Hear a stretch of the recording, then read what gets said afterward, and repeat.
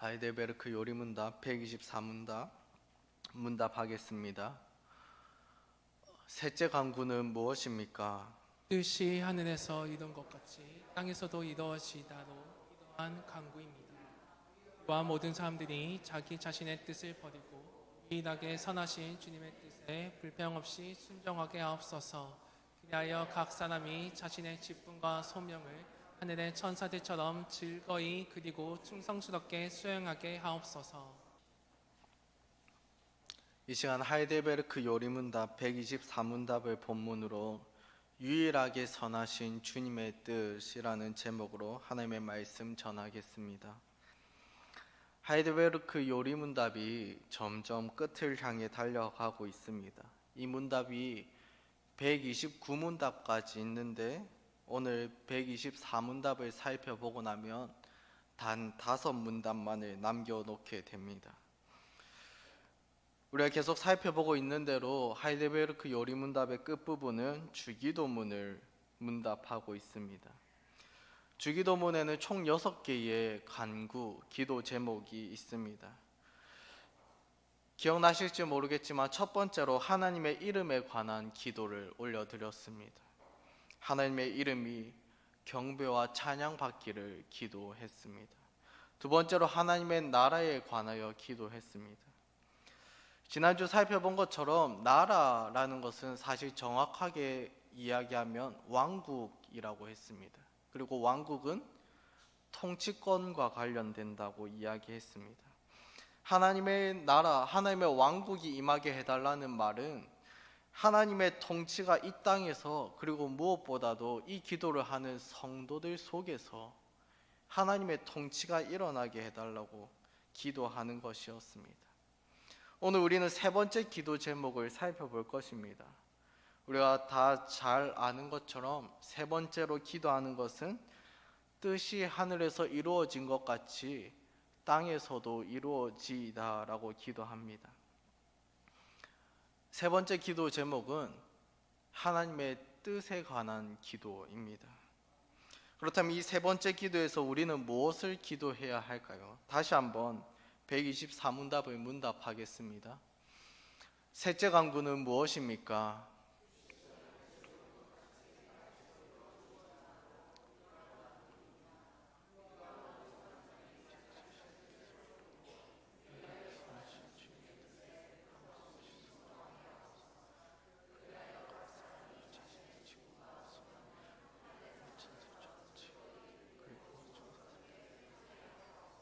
아멘. 요리문답이 이렇게 표현합니다. 자기 자신의 뜻을 버리고 유일하게 선하신 주님의 뜻에 불평 없이 순종하게 하옵소서. 우리는 흔히 기도에 관한 설명을 들을 때 이런 말을 듣습니다. 기도란 말이야, 내 뜻을 하나님께 관철시키는 것이 아니라 반대로 하나님의 뜻을 내가 받아들이는 시간이야. 이런 말을 들어보셨을 것입니다. 참 맞는 표현인데 이러한 설명이 어디서 나오는가 하면 바로 오늘 우리가 살펴볼 이 세 번째 간구에서 이러한 기도를 알 수 있습니다. 우리가 기도하는 대로 하나님께서 다 응답해 주신다면 좋지 않을까요? 우리는 기도할 때 왜 우리의 뜻을 포기하고 내려놓아야 할까요? 우리가 기도하는 기도의 제목마다 하나님께서 다 들어주신다면 좋을 것 같은데, 그런데 왜 우리는 기도가 정반대로 내 뜻을 내려놓고 하나님의 뜻을 받아들이는 것이라고 이야기할까요? 그 이유는 바로 우리의 뜻이 선하지 않기 때문입니다. 이 말을 오해하지 않으셔야 합니다. 우리의 뜻이 선하지 않다는 말이 우리의 기도가 언제나 우리의 욕심이나 악한 뜻으로 가득 차 있다는 말이 아닙니다. 우리도 구원받은 자로서 때때로 선하고 좋은 뜻을 품고 기도합니다. 그러나 항상 그렇지는 않다는 말입니다. 얼마나 선한 뜻을 품고 기도하는지 아닌지에 개개인의 편차는 있을 수 있습니다. 그러나 확실하게 장담할 수 있는 것 한 가지는 그 어느 누구도 항상 선한 뜻을 품고 기도하지 않고 그럴 수도 없다라는 것입니다. 저와 같은 교역자라 할지라도 별반 다르지 않습니다. 설사 교역자라 할지라도 인간은 누구나 죄성을 가지고 있고 선하지 않은 뜻을 품고 기도할 수 있습니다. 그리고 이에 관하여 야고보서 4장 3절은 우리에게 이렇게 가르쳐 줍니다. 함께 읽겠습니다. 구하여도 받지 못함은 정욕으로 쓰려고 잘못 구하기 때문이라. 참으로 그렇습니다. 우리는 지혜롭지 않고 온전하지 않기에 우리의 뜻으로 구하는 것이 잘못 구하고 있을 때가 많이 있다라는 것입니다. 그래서 우리의 기도하는 것이 선하지 않을 때가 많으며, 그렇기에 하나님께서는 우리가 기도한다고 무조건적으로 들어주시는 것이 아니라는 사실, 이 사실을 기억해야 합니다. 그렇다면 선하지 않은 우리의 뜻을 내려놓고 왜 하나님의 뜻을 받아들여야 할까요? 마찬가지 이유입니다. 하나님의 뜻만이 전적으로 선하기 때문에 그렇습니다. 오늘 본문인 124문답에 유일하게 선하신 주님의 뜻이라는 표현이 나옵니다. 앞서 설명한 것처럼 우리의 뜻은 선할 때도 있고 악할 때도 있습니다. 그러나 언제나 선한 뜻을 품고 있는 분이 있습니다. 그분이 바로 우리가 믿는 하나님입니다. 하나님은 속성 그 자체가 선함입니다. 그래서 그분이 품으시는 뜻도 선하기만 합니다. 그래서 요리문답은 언제나 선하신 하나님의 뜻을 유일하게 선하신 주님의 뜻이라고 표현한 것입니다. 하나님의 뜻이 언제나 선하다는 전제가 없다면 우리는 하나님의 뜻이 이루어지길 기도할 필요도 없고 그렇게 기도해서도 안 됩니다. 선하지 않은 뜻, 악한 뜻이 이루어진다면 차라리 이루어지지 않는 것이 더 나을 것입니다. 그러나 하나님의 뜻이 언제나 선하다면 하나님의 뜻이 이루어지기를 힘써 기도해야 합니다. 그렇다면 언제나 선하신 하나님의 뜻은 어떻게 알 수 있을까요? 하나님의 뜻을 인간인 우리가 모두 알 수 없다는 사실을 먼저 겸손하게 인정해야 합니다. 감춰진 하나님의 뜻이 있습니다. 예를 들어서 언제 예수님께서 재림하시는 것이 하나님의 뜻인지 우리는 알 수 없습니다. 또 다른 예를 들어볼까요? 결혼하기 전에는 하나님께서 예비하신 짝이 누구인지 알 수 없습니다. 어떤 사건이 일어나기 전에는 모르다가 사건이 일어나고 난 후에야 어렴풋이 알게 되는 어떤 감춰진 하나님의 뜻이 있다는 것, 이것을 인정해야 합니다. 그러면 어차피 알 수 없으니 내 뜻대로 행동하면 되느냐? 그렇지도 않습니다. 하나님의 이 감춰진 하나님의 뜻이 있다면 선명하게 드러난 하나님의 뜻도 있습니다. 하나님께서 자신의 뜻을 선명하고 분명하게 보여주셨습니다. 바로 성경, 곧 하나님의 말씀을 통해서입니다. 우리 인간은 성경, 곧 하나님의 말씀에 순종하는 것으로서 드러난 하나님의 뜻에 순종할 수 있고 또 감춰진 하나님의 뜻을 더듬어 찾아갈 수 있습니다. 감춰진 하나님의 뜻에 하나님께서 예비하신 짝이 누군지 알 수 없는 이런 것을 예로 들었습니다. 그러면 아무나랑 결혼해도 되느냐? 그렇지 않겠지요. 성경이 우리에게 가르쳐주는 하나님의 드러난 뜻에 비추어 더듬어 찾아가는 것입니다. 예를 들어 성경은 우리에게 불신자와 혼인하지 말 것을 명령합니다.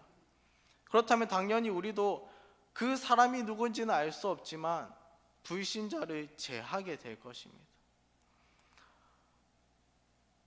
그런 성경에 분명하게 드러난 하나님의 뜻을 통해서 순종해 가다 보면 감춰진 하나님의 뜻도 더듬어 하나하나 찾아갈 수 있다는 것입니다. 이렇게 분명하게 드러난 하나님의 뜻과 감춰진 하나님의 뜻을 순종하는 것, 이것이 바로 주기도문의 세 번째 기도인 뜻이 하늘에서 이루어진 것 같이 땅에서도 이루어지이다 라고 기도하는 모든 성도가 해야 할 일입니다.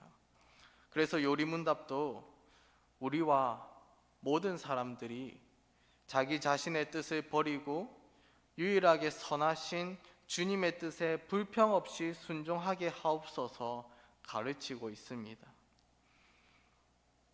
이러한 삶의 모범을 가장 분명하게 보여주신 분이 있습니다. 바로 예수님입니다. 예수님은 하나님의 아들이시지만 또한 인성을 가진 사람이셨습니다.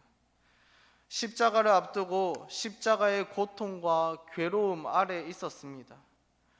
겟세마네 동산에서 예수님께서 스스로 표현하시기를 내 마음이 매우 고민하여 죽게 되었으니 라고 표현합니다. 십자가를 앞둔 예수님의 심정이 얼마나 고통스러웠을지 알 수 있습니다.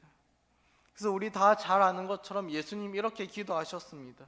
내 아버지여, 만일 할만하시거든 이 잔을 내게서 지나가게 하옵소서. 히브리서 5장 7절에서는 이 기도를 이렇게 표현했습니다. 예수님의 이 기도를 이 기도에 대한 설명을 함께 읽겠습니다. 시작.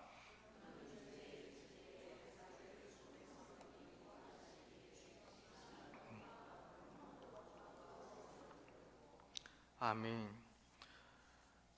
심한 통곡과 눈물이라는 말에서 알 수 있듯이 십자가를 앞둔 예수님의 어려움, 이것을 느낄 수 있습니다. 그러나 우리가 다 잘 아는 것처럼 예수님의 기도는 이 잔을 내게서 지나가게 하옵소서 여기서 끝나지 않습니다. 마태복음 26장 39절입니다.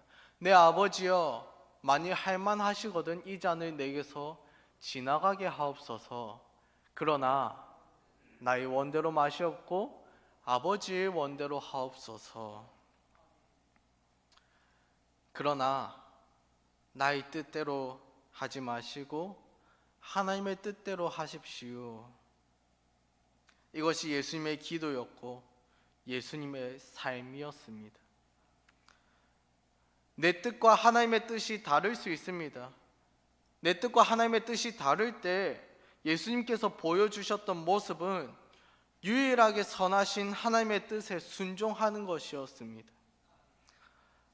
단지 내 뜻과 하나님의 뜻이 다른 정도가 아니라 하나님의 뜻을 따르는 것이 심히 고통스럽고 괴로운 경우에도 예수님은 유일하게 선하신 하나님의 뜻에 순종하셨습니다. 이 모습이 바로 모든 신자가 따라가야 할 삶의 모습입니다. 우리 자신의 의지와 뜻이 점점 더 견고해지는 것이 아니라 우리 자신의 의지와 뜻을 꺾고 포기하고 내려놓고 유일하게 선하신 하나님의 뜻을 순종하며 살아가기를 힘쓰는 저와 여러분이 되기를 바랍니다. 124문답은 하나님의 뜻을 순종하며 살아야 하는 구체적인 영역에 관하여서도 이야기합니다. 124문답 뒷부분입니다. 그리하여 각 사람이 자신의 직분과 소명을 하늘의 천사들처럼 즐거이 그리고 충성스럽게 수행하게 하옵소서. 직분과 소명이라고 표현된 이 부분을 영어로 보면 The work we are called to라고 표현합니다. 번역하자면 우리가 부르심을 받은 그 일입니다. 우리가 부르심을 받은 그 일. 부르심을 받은 그 일은 무엇일까요? 바로 우리가 이 땅에서 하는 각양의 일입니다. 사업장에서, 직장에서, 가정에서, 학교에서, 이웃들과의 관계 등에서 하는 모든 일을 의미합니다. 다시 말해서 이 땅의 삶의 터전에서 부르심을 받은 그 일을 제대로 수행하는 것을 통해서 하나님의 뜻이 이루어진다는 것입니다. 우리 삶의 영역이 바로 하나님의 뜻이 이루어져야 하는 장소라는 것입니다. 하나님께서 자신의 백성을 단지 기도하는 사람으로만 부르지 않으셨습니다. 하나님의 뜻이 각자 부르심을 받은 그 자리에서 이루어지도록 힘써야 한다는 것을 이야기하고 있습니다. 몇 가지 영역 중에 대표적인 영역만 살펴보겠습니다. 먼저는 가정입니다. 저마다의 가정에서 아버지, 어머니 혹은 자녀로 부름받았을 것입니다. 가정에서 맡은 역할을 충실히 이행하여서 하나님의 뜻을 이루어 가야 합니다.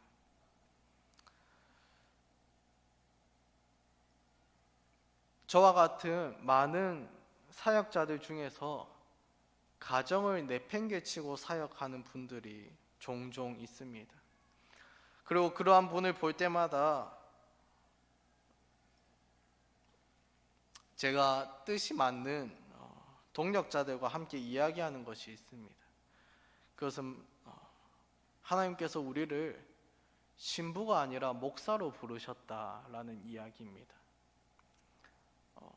신부님은 결혼하지 않습니다. 그러나 우리 교단은 결혼한 사람에게 목사 안수를 줍니다. 결혼하였다는 것은 가정으로 부르심을 받았다는 일이고 그 가정에서 할 일을 충실하게 해나가야 한다는 것입니다.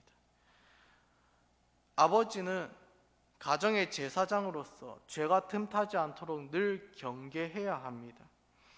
어머니는 말씀의 저주로 아이를 먹이고 양육해야 합니다. 자녀는 부모에게 순종하는 것으로 하나님을 향한 순종을 배워야 합니다. 이것이 교회에서, 가정에서 하나님의 뜻이 이루어지는 모습입니다. 교회에서도 마찬가지입니다. 교회는 유기체입니다. 그 누구도 홀로 있으면서 교회일 수는 없습니다. 유기체인 몸을 생각해 보십시오. 한 부분이 아프면 다른 모든 부분이 영향을 받습니다. 이미 눈치채신 분들도 있겠지만 지금 제가 목감기로 목 상태가 좋지 않은 상태인데 목감기가 걸리니까 단지 목만 아프지 않습니다. 컨디션이 나쁘고 머리 회전도 둔해진 것 같습니다. 컨디션이 나쁘고 전체 몸이 어떤 한 부분이 아픈 것으로 인해서 영향을 받습니다. 교회도 마찬가지입니다. 교회는 서로가 서로에게 기대어 있는 유기체입니다. 하나님께서 우리를 각 부서에, 각 기관에, 각 구역에 부르신 이유가 있습니다. 그곳에서 이루기를 기대하시는 하나님의 뜻이 있다는 말입니다. 교회에서도 우리는 각자 맡은 일을 감당하며 하나님의 뜻을 이루어 가야 합니다. 직장에서도 마찬가지입니다. 하나님이 만드신 세상에 하찮은 일은 없습니다. 또한 하나님께서 우리에게 직장을 그저 돈벌이 수단으로 주시지 않았습니다. 각자 맡은 일이 하나님께서 이 세상을 위하여 우리를 부르신 자리라는 사실을 기억하며 그 자리에서 하나님의 뜻을 이루어가기를 힘써야 합니다.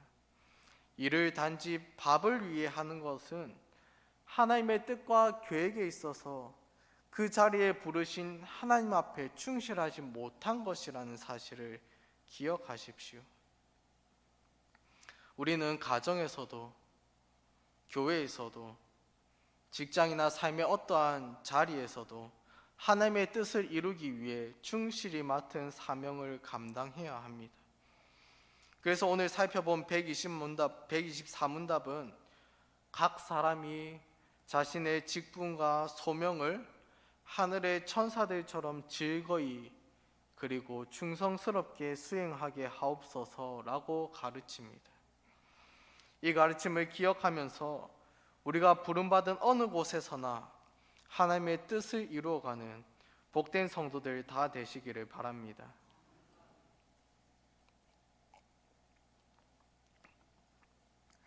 말씀을 정리하겠습니다. 우리가 잘 아는 것처럼 주기도문은 예수님께서 가르쳐 주신 기도이며, 주기도문을 가르쳐 주시기에 앞서 예수님께서 하신 명령이 있습니다. 마태복음 6장 9절에 너희는 이렇게 기도하라 라고 명하신 후에 하늘에 계신 우리 아버지여 라고 주기도문을 가르쳐 주십니다. 너희는 이렇게 알고 있으라가 아니라 너희는 이렇게 기도하라 라고 명령합니다. 그렇습니다. 주기도문은 단지 지식으로만 알 내용이 아니라 우리가 실제로 기도할 내용입니다. 그래서 하이델베르크 요리문답은 주기도문의 각 부분을 설명하면서 단지 지식적으로만 가르치지 않습니다. 하이델베르크 요리문답은 실제 기도 형식으로 각 부분을 구성하고 있습니다. 오늘 우리가 살펴본 124문답도 마찬가지입니다. 마지막 PPT 띄워주세요. 보시면 답을 이렇게 하고 있습니다. 우리와 모든 사람들이 자기 자신의 뜻을 버리고 유일하게 선하신 주님의 뜻에 불평 없이 순종하게 하옵소서. 그리하여 각 사람이 자신의 직분과 소명을 하늘의 천사들처럼 즐거이 그리고 충성스럽게 수행하게 하옵소서. 하옵소서. 하옵소서. 기도문입니다. 우리가 단지 이 내용을 지식적으로만 아는 것은 중요하지 않습니다. 이 기도문과 같이 우리의 뜻을 내려놓고 하나님의 뜻에 순종하도록 기도하시기를 바랍니다. 이 기도문과 같이 우리가 부름받은 자리 어디서나 하나님의 뜻을 성취하며 살도록 기도하시기를 바랍니다. 그리고 기도만 하는 것이 아니라 그렇게 살아가도록 삶의 자리에서 힘쓰시기를 주님의 이름으로 축복합니다.